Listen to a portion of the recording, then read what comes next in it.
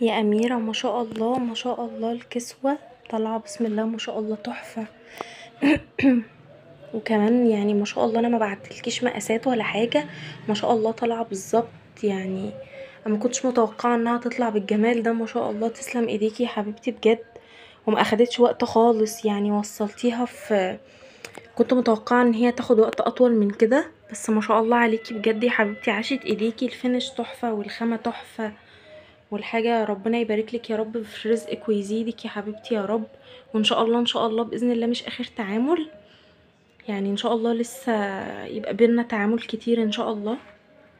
بجد عاشت ايديكي يا رب، يكون التصوير واضح.